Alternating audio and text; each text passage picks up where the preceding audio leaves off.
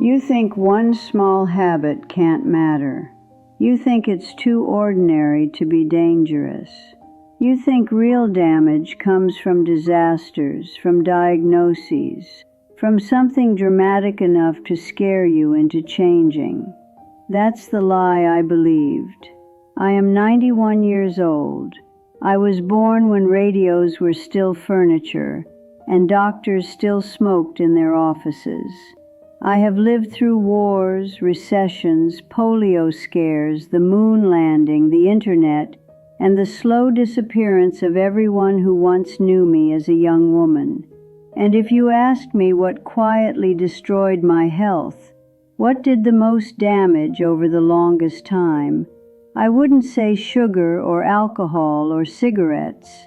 I would say sitting still, every day, for decades, without thinking about it. I did not feel unhealthy in my 50s. I felt responsible. I felt productive. I felt tired in the way people brag about being tired. I was a records clerk in a municipal office in Ohio for 41 years. A solid job.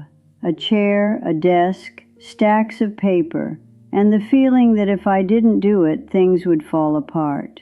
I sat 8 hours a day at work, then I sat in the car, then I sat at dinner, then I sat on the couch because I was finally resting. I called it rest. It wasn't rest. It was neglect. But no one said that then. No one warned us. Sitting meant you were employed. Sitting meant you were respectable. Sitting meant you weren't lazy the way people who wandered were lazy. Movement was for children, for athletes, for people with spare time. I had responsibilities. I had a husband, 2 sons, aging parents, and bills that did not care whether my hips stiffened or my back weakened. So I sat. And nothing bad happened right away. That's the trick. If something hurts immediately, you stop. If it takes 20 years, you assume it's aging. You assume it's inevitable. You assume everyone feels like this and they're just better at hiding it. By 60, I needed both hands to get out of a low chair. I laughed about it. By 65, my knees ached when I climbed stairs. I blamed the weather. By 70, my balance felt off, like the ground was subtly unreliable. I bought better shoes. I never once thought, maybe my body is failing because I stopped asking it to do anything. I retired at 68. I remember my last day clearly. Cake in the break room.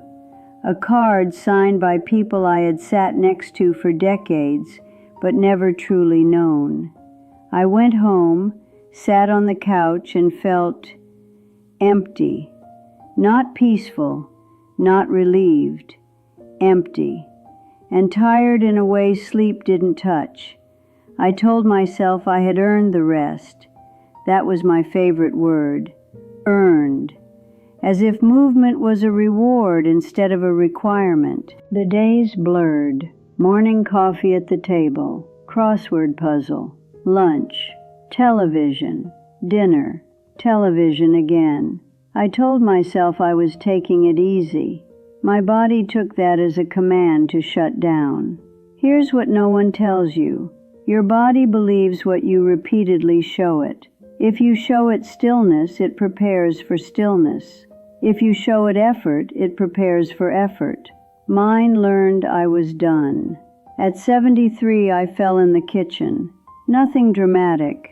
I turned too quickly, my foot didn't quite land where I expected, and the floor came up faster than my hands did. I didn't break anything, but I couldn't get up without help. I lay there for 14 minutes before my husband came in from the garage. 14 minutes on the floor of my own house, staring at a cabinet I'd opened 1,000 times, thinking, this is new. That was the beginning of the end, though I didn't know it yet. After that, fear joined the habit. Fear is very efficient at keeping you still. I stopped reaching high shelves. I stopped walking without holding on to something. I stopped going out alone because what if I fell again? My world shrank politely, quietly, without drama. One less errand, one less block, one less reason to stand. Doctors told me what they always tell you at that age. Try to stay active. They said it gently, the way you suggest something optional. They didn't say, if you don't move, you will lose pieces of yourself you will never get back. If they had said that, maybe I would have listened. By 78, I needed a cane. By 81, I stopped driving. Not because I couldn't see, but because turning my body to check blind spots hurt too much. By 84, my muscles had thinned to the point where opening jars felt like a test of character. By 86, I was diagnosed with type 2 diabetes, despite never being overweight. The doctor explained insulin resistance. I nodded. What I heard was, years of sitting had changed how my body worked. People think health collapses all at once. It doesn't. It erodes. It flakes away. It leaves you intact enough to recognize what you've lost, but not strong enough to get it back. My husband Harold died when I was 87, heart failure. Years of inactivity did him no favors either. After he was gone, there was no one to notice how little I moved. No one to say, "You've been in that chair all day." No one to suggest a walk. Loneliness and stillness fed each other. I moved in with my younger son at 89. I told myself it was temporary. Everything old people say is temporary. We don't want to admit when something is final. Now I spend most of my day in a recliner by the window. I can see the street. I can see people walking dogs, pushing strollers, carrying groceries with an ease that feels almost unreal. I watch their legs the way I used to watch birds, with admiration and distance. Here is the part that hurts the most. My mind is fine. I am here. I remember things. I notice details.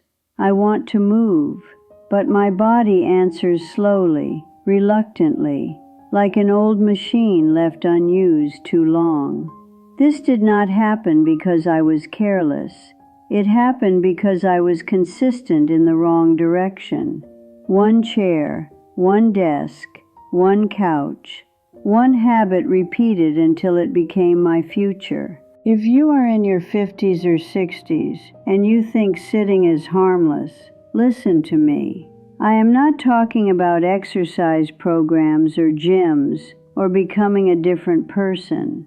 I am talking about interrupting stillness before it teaches your body that you are finished. Stand up more than you sit. Walk even when it feels unnecessary. Use your legs like you are afraid of losing them, because you should be.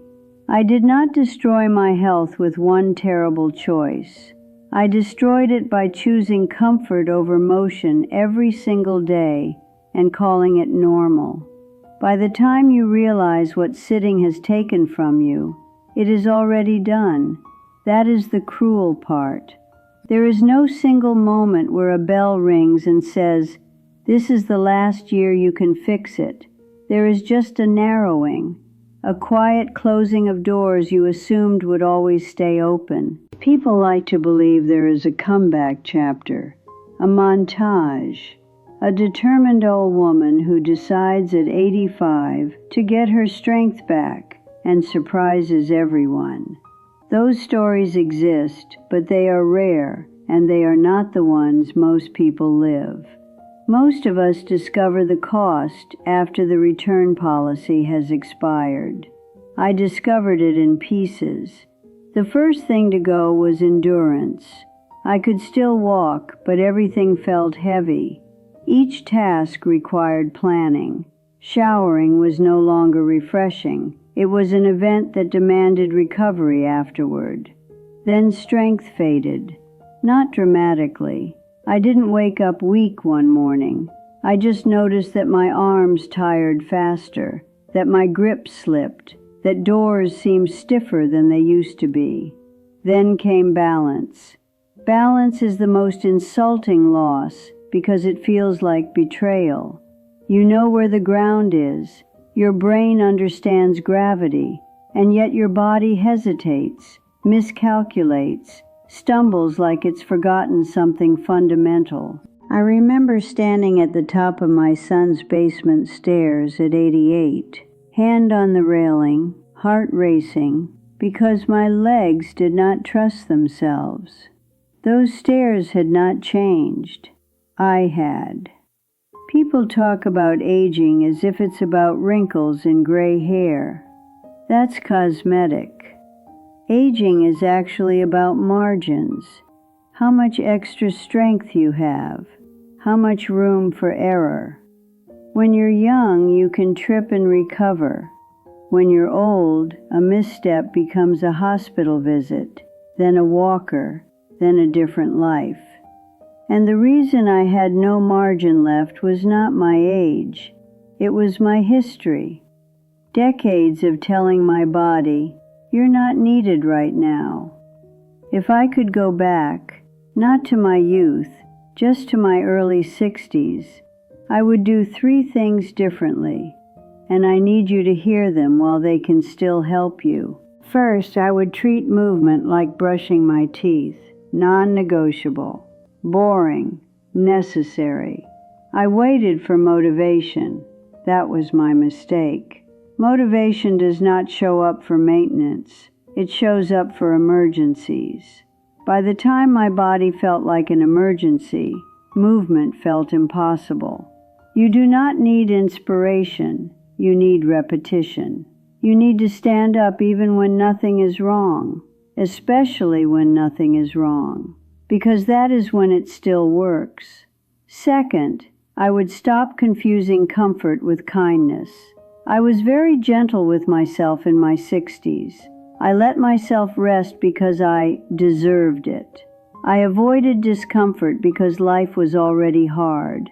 I thought I was being compassionate. I wasn't. I was being short-sighted. The body interprets constant comfort as a signal to downsize. Why maintain muscle if it's never used?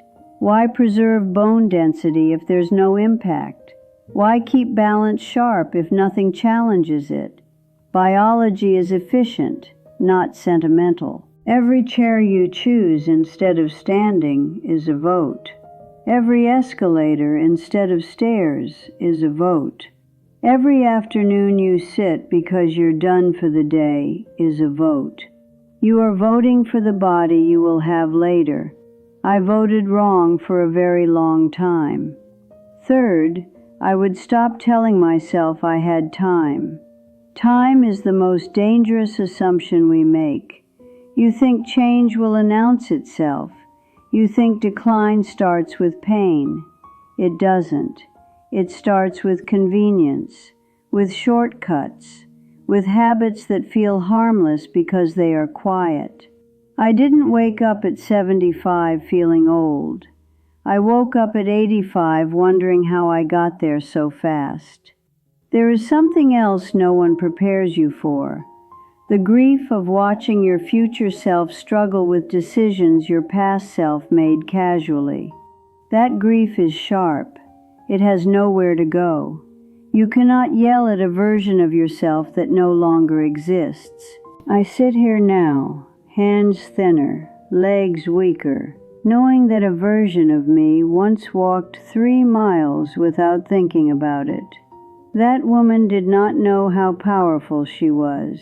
She did not know how temporary it was.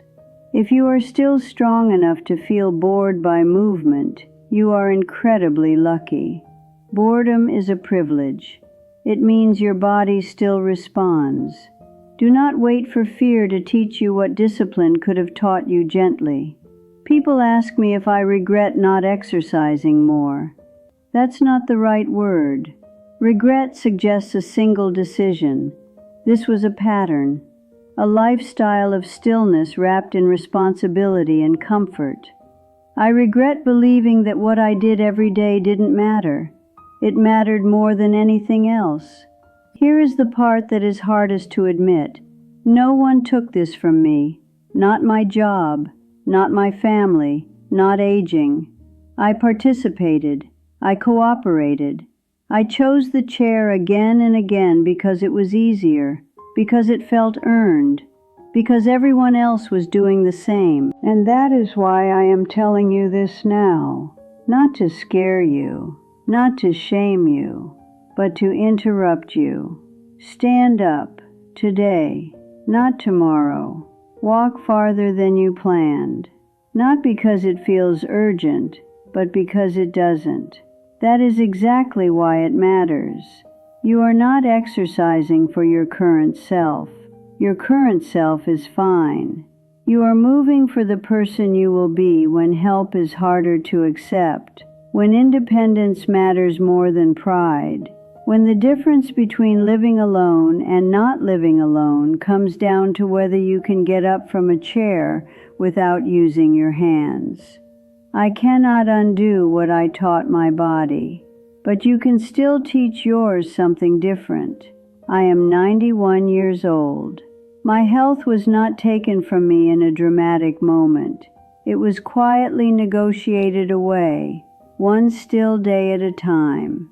Do not make the same deal. Thank you for watching this video. Click here to watch another video that might interest you.